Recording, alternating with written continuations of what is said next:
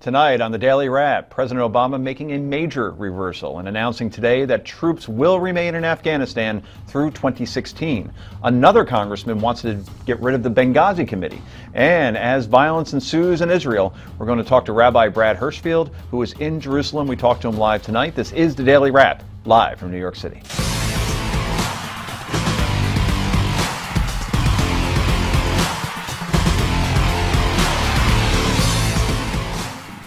And welcome to the show, everybody. I'm Joe Concha, joined by my co-host Rick Unger. Have you ever been to Afghanistan? I have not been to Afghanistan. It was fascinating what the president did this morning, however. I give him credit. You know, everybody gets on him for having certain legacy ideas and just trying to stick to them at any cost. He did the right thing, and it's not what he wanted, but he did what he should have done. We'll talk about it more in a moment. I think you stole one of our guest lines, Carl Higbie, who we're going to announce in a moment in an introduction. But to Mr. Unger's right for now. She's the founder, yes, of the executive director of the Accountability Project. Nomi Konst is back once again. Not Carl Higbie. Not Carl Higbie, right, because you wear glasses and he does not. And finally, he's a former Navy SEAL and president of the Citizen League. Carl Higbie, yes, there he is. The aforementioned is back. And I'm a male. Looking well. No glasses. No glasses. No glasses. No Let's skirt. get right to the daily download. Yep.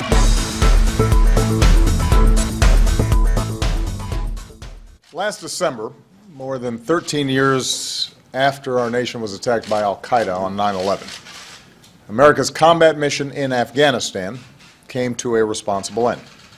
But, as I've said before, while America's combat mission in Afghanistan may be over, our commitment to Afghanistan and its people endures. As Commander-in-Chief, I will not allow Afghanistan to be used as safe haven for terrorists to attack our nation again.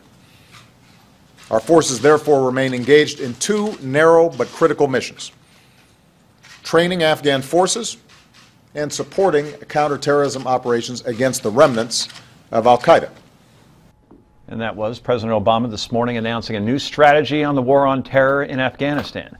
Previously, the current commander-in-chief was committed to withdrawing almost all U.S. troops from Afghanistan by the end of the year. That all changed today. America's longest war just got a little longer. First, I've decided to maintain our current posture of 9,800 troops in Afghanistan through most of next year, 2016. But maintaining our current posture through most of next year, rather than a more rapid drawdown, will allow us to sustain our efforts to train and assist Afghan forces as they grow stronger, not only during this fighting season, but into the next one. Second, I've decided that instead of going down to a normal embassy presence in Kabul by the end of 2016, we will maintain 5,500 troops at a small number of bases, including at Bagram, Jalalabad in the east, and Kandahar in the south. These bases will give us the presence and the reach our forces require to achieve their mission. And here's a little bit more from the president. Third, we will work with allies and partners to align the steps I'm announcing today with their own presence in Afghanistan after 2016. And finally, because governance and development remain the foundation for stability and progress in Afghanistan, we will continue to support President Ghani and the National Unity Government as they pursue critical reforms. The more effective these reforms happen, the better off the security situation is going to be. And this follows an American intel misstep that led to a Doctors Without Borders hospital that was bombed, killing scores of people.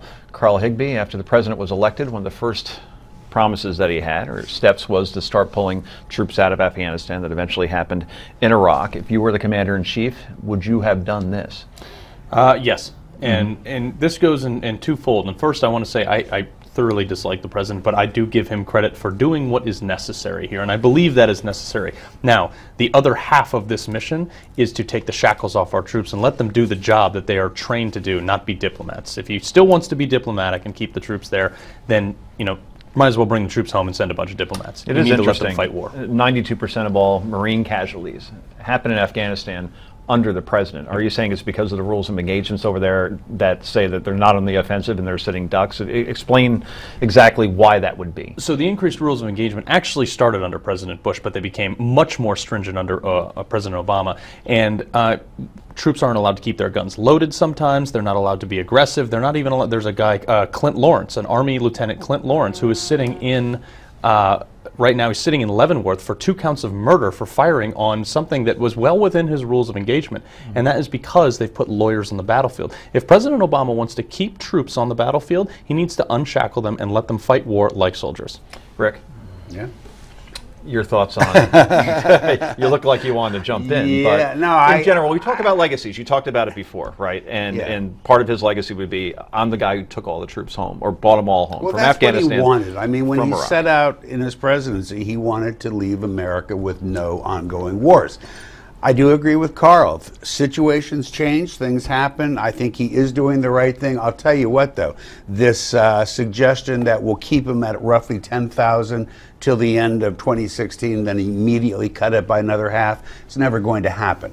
There'll be a new president elected by that time, and he's not going to cut the troop strength unless there's some remarkably amazing He should never commit to a standard, you know? And then project it to the world either. Well, but they have to. I understand his doing that. It's, you know, I understand your point about the world, but got to remember, a lot of people who support Barack Obama were very, very disappointed with what they heard this morning. Yep. Yeah. So I do understand why he would do that, and he knows as well as what I'm saying here that when we get into January of 2017 and we have a new president elected, he's not going to change the troop strength. He's going to let them do it. Maybe a Republican, maybe more troops Rick going. just gave away the vote, by the way. He just said he as a president.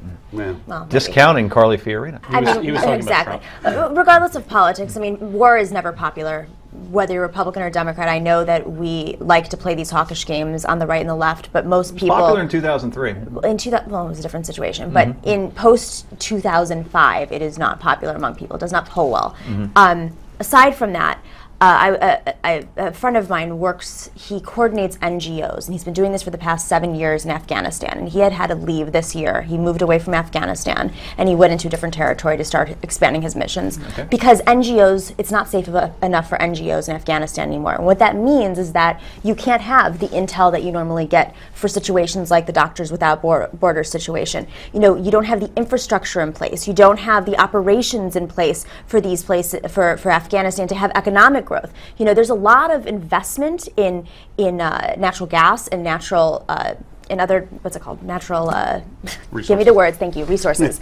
Jeez, long couple of days. One of those days. Exactly, for natural resources from China, from Iran, etc. And you need stability. And if those troops, you know, maybe security escalation has gone up because of the fact that there was this announcement, but those troops being there is just a psychological way for security to be amped up. Unfortunately, you mentioned the accidental bombing of the Doctors Without Borders. There's more to this story to come, folks. I am not convinced it was accidental.